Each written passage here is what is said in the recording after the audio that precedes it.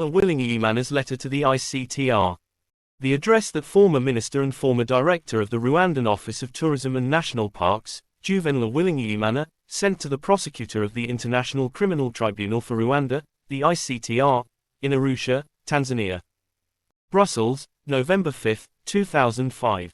Subject: Collaboration with the Ictr. Mr. Prosecutor, I met several times with the Ictr representatives whom you sent, namely, Richard Renaud, Director of Investigations, Stephen Rapp, Chief of Prosecutions, Régis Tremblay, Investigator, and André Delaveau, Investigator. You yourself received me at the end of October 2005. At first, I was asked whether I was willing to contribute to bringing out the truth about the Rwandan tragedy. I answered positively and with enthusiasm. But later, when it came time to get to the heart of the matter, Mr. Tremblay first read to me the indictment that you had drafted against me. I will spare you the details of the discussions that followed, leading to your demand. I must help you, destroy, in the investigator's own words, Mr. Zigiranyirazoprete and all members of the Akazu, including his sister Agath.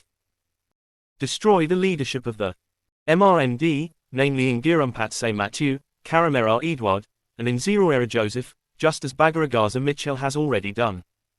A man whose merits and honesty the investigators never stop praising. I do not want to lie in order to please the investigators and support your theory that the Rwandan genocide was planned by the MRND and the Akazu, both restricted and extended. I am prepared to endure all the consequences described to me by investigators Tremblay and Delaveau. I will be lynched, crushed, my corpse will be trampled in the street, and dogs will urinate on it. Those were the investigators' own words. Mr. Prosecutor, those who planned and carried out, beginning on October 1, 1990, the genocide of the Rwandan people are known. Those who assassinated President Juvénal Habyarimana and plunged Rwanda into horror are known. And they are the very same people who planned and carried out the genocide of the Congolese people. In my letter of April 6, 2005, the second reminder of my complaint, I drew your attention to the fact that impunity. Mr. Prosecutor, the statements of Bagaragaza Mitchell, collected by investigator Tremblay, reflect the state of mind of a person who has not been himself since his financial troubles in 1998. And who says, yes, to every answer suggested by Mr. Tremblay, in order to destroy people chosen in advance. For your information, the Rwandan army had, since the 1960s, a camp and a military estate in the middle of Akagera Park. It did not need authorization from the Office of Tourism and National Parks to carry out its training, or to train whoever it wanted. Just as the FPR did not need authorization from the office to start the war and settle in Akagera Park. Through the indictment that was read to me, investigator Delaveau attributes to me a power of being in two places at once, which I have never possessed. To me our officers can testify to my stay at the Ictr Hotel in Cyangugu in April 1994. I mention only those two because, for your investigators, Ictr witnesses are not reliable.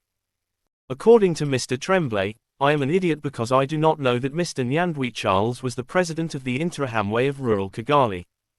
I am an idiot because I do not know that Karamera Francois and Nyandwi's Interahamwe controlled the entire prefecture of rural Kigali during the genocide. I am an idiot because I dare to say that I was not in Kayove, my native commune. And because I dared to file a complaint against FPR military leaders for the extermination of part of my family.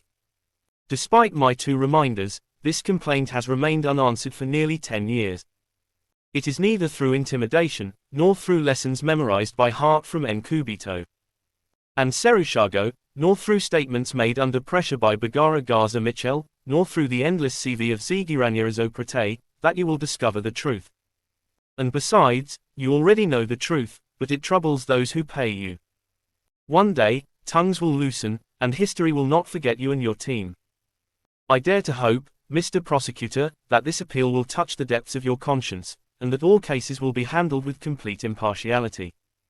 That your investigators will finally move, and no longer content themselves with the statements of informers paid by the FPR government. Signed, Uwilingiyimana Juvénal. We remind you that the decomposing body of Mr. Juvénal Uwilingiyimana, who had disappeared from his home in Anderlecht, in the Brussels metropolitan area, on November 21, 2005, was found in a canal in Brussels on December 17, 2005. His body was identified after 5 days of investigation by the Belgian police.